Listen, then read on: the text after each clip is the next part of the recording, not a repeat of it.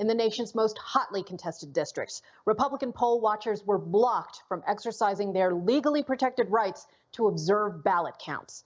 This was the crazy scene in Wayne County, Michigan, where GOP observers got locked out of a voting center on Wednesday.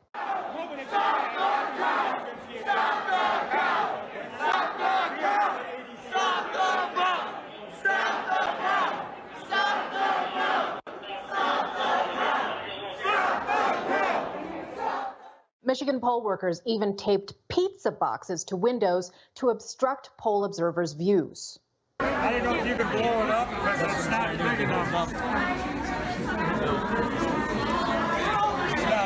it from doing that.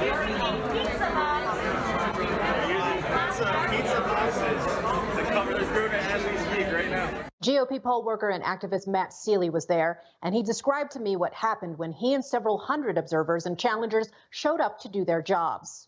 All of a sudden, they locked the doors and said, we're at capacity, no one else is coming in.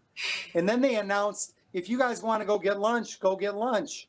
So a lot of our workers left to go get refreshment in this ballroom that they provided us with, thinking that when we left the room, they'd let another Republican in to take our place, right? Mm-hmm. Not only did they not let them in, they didn't let the person who went to lunch back in.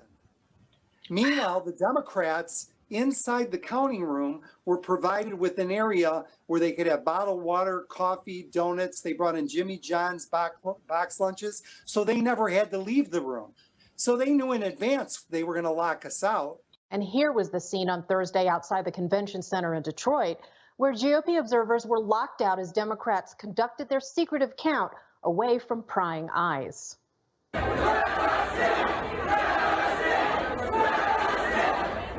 This is all part of the plan. He who harvests the ballots controls the ballots. He who counts the votes controls the votes. This is not conspiracy theory, it's conspiracy truth. Look at Pennsylvania. After winning a ruling from a federal judge to get access to the ballot counting process, GOP poll workers in the Keystone State were still locked out. Can you believe this photo? It looks more reminiscent of a banana republic than our once proud and functional constitutional republic. Trump campaign surrogate Corey Lewandowski condemned the obstruction. They have 8 attorneys fighting us to see these ballots inside. The court order is in effect. They will not give us access, and the sheriff has decided not to come down here to enforce that court order.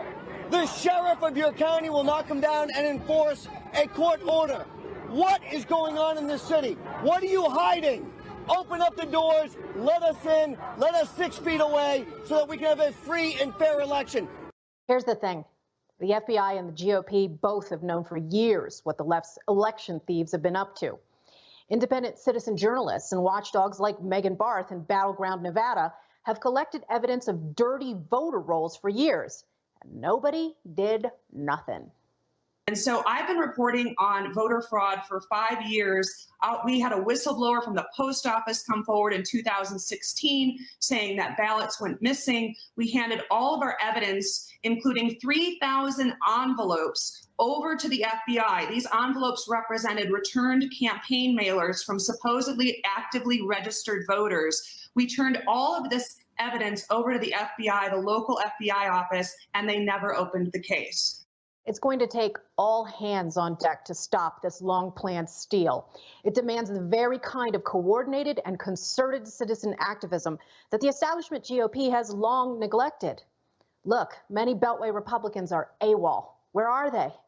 But the rest of us who are fighting to preserve a sovereign nation for our children and grandchildren have no choice but to raise hell and raise our voices.